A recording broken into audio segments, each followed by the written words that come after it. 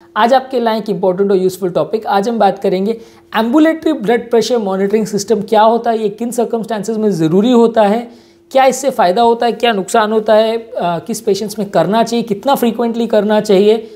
और regular BP जो हम क्लिनिक में मेजर करते हैं उसमें और एम्बुलेटरी ब्लड प्रेशर मेजरमेंट में सिस्टम में डिफरेंस क्या है। Basically ambulatory blood pressure monitoring system का मतलब ये है कि पेशेंट को घर पर ब्लड प्रेशर मॉनिटरिंग सिस्टम के साथ भेज दिया जाता है। एक पोर्टेबल बीपी मॉनिटरिंग सिस्टम होता है बैटरी कनेक्टेड, जिसका एक डिवाइस पेशेंट को कमर में बांध दिया जाता है और एक उसका कनेक्टेड रहता है बीपी मेजरमेंट कफ, जो कि पेशेंट के लेफ्ट हैंड में बांध दिया जाता है और ये हर 15 मिनट्स में या हर 30 मिनट्स में इन्फ्लेट होकर ब्लड प्रेशर चेक करता रहता है और मशीन डिजिटली उसका ब्लड प्रेशर कितना आता है उसे रिकॉर्ड करते जाता है। नेक्स्ट मॉर्निंग हम उसके बाद कंपैरेटिव एनालिसिस कर सकते हैं, उसको डिटैच करने के बाद कि पेशेंट को हर 15-20 मिनट्स में ब्लड प्रेशर कितना आ रहा था और उसमें कितना वेरिएशंस था, पेशेंट को ट्रीटमेंट करने की ज़रूरत है या नहीं। ये चीज़ एक्चुअली इसलिए ज़रूरत है क्योंकि कई बार क्या होता है कि पेशेंट जब हॉस्पिटल में आता है तो घबराहट की वजह से उनका ब्लड प्रेशर बढ़ जाता है, जिसे वाइट कोट हाइपरटेंसिव इफेक्ट बोलते हैं। बहुत ज़्यादा कॉमन है, ऑलमोस्ट 30% लोगों को होता है, जिसमें पेशेंट को घबराहट स्ट्रेस की वजह से बीपी नॉर्मल से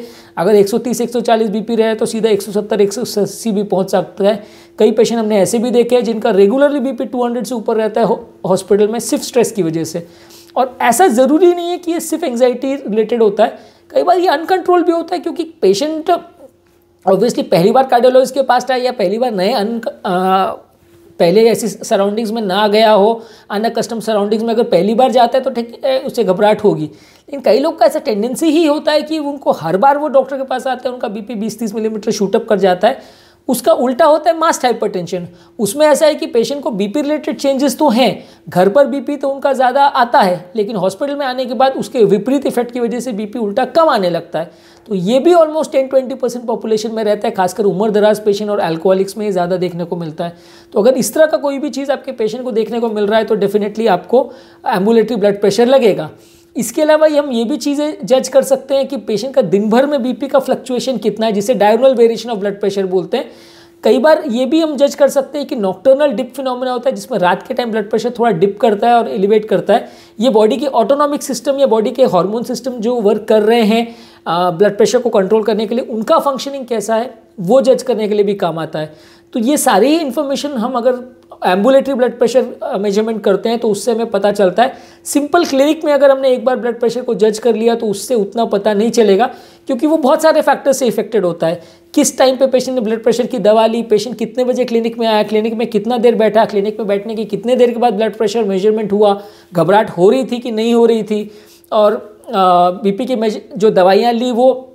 उसके कितने घंटे पहले लिया, खाने में क्या खाया, खाने में नमक कितना खाया। बहुत सारे फैक्टर्स हैं जो एक दिन में अगर एक बार आप ब्लड प्रेशर को अगर क्लिनिक में मेजर करोगे तो उसके रीडिंग्स को अफेक्ट कर सकती है। जबकि एम्बुलेटरी ब्लड प्रेशर में ऐसा नहीं है, क्योंकि वो 24 घंटे तक कंटिन्यूस बीपी मेजर करते जा रहा है। बीपी मेजर कर रहा है तो आपके इस दिन भर में कभी भी अगर ब्लड प्रेशर आपका कम ज़्यादा हो रहा है, कब मैक्सिमम हो रहा है, कब मिनिमम हो रहा है, मैक्सिमम कितना तक जा रहा है, मिनिमम कितना तक जा रहा है, वो सारी चीज़ें उसमें रिकॉर्ड हो जाती है। तो कंपेरेटिवली आपको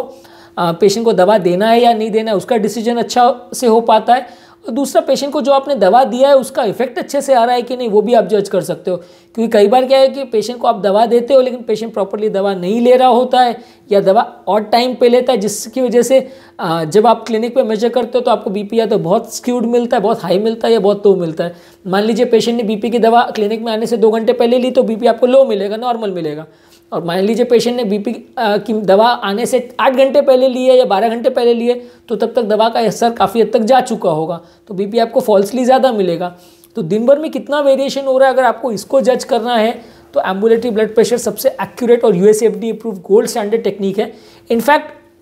बीपी मेजरमेंट की जो दवाओं का असेसमेंट की जो ट्रायल्स भी होते हैं उसमें भी आजकल इंटरनेशनल गाइडलाइंस यही है कि एम्बुलेटरी ब्लड प्रेशर की रीडिंग को ही रिलायबल माना जाता है। यूएसएफडी अप्रूव्ड ये चीज़ है और इसके में 2-3 हज़ार जैसा खर्चा ज़रूर आता है हर बार जब भी हम करते हैं, लेकिन पेशेंट को रिलायबल रिपोर्ट्स मिलती है और वो रिपोर्ट्स की वैलिडिटी कम से कम मेडिसिन को टाइट्रेट करने के हिसाब से और सब चीज़ मैनेज करने के हिसाब से बहुत ज़्यादा अच्छा रहता है, क्योंकि इसमें गलतियाँ होने का चांस कंपेरेटिवली कम है। मान लीजिए आपको क्लिनिक में पेशेंट का बीपी बहुत ज़्यादा मिलता है और आप पेशेंट को ट्रीट करते हो और घर पे उसका बीपी ऑलरेडी लो है, तो उसका बीपी और ज़्यादा लो हो जाएगा, उससे चक्कर आना, कमजोरी आना, ये सब चालू हो जाएगा। और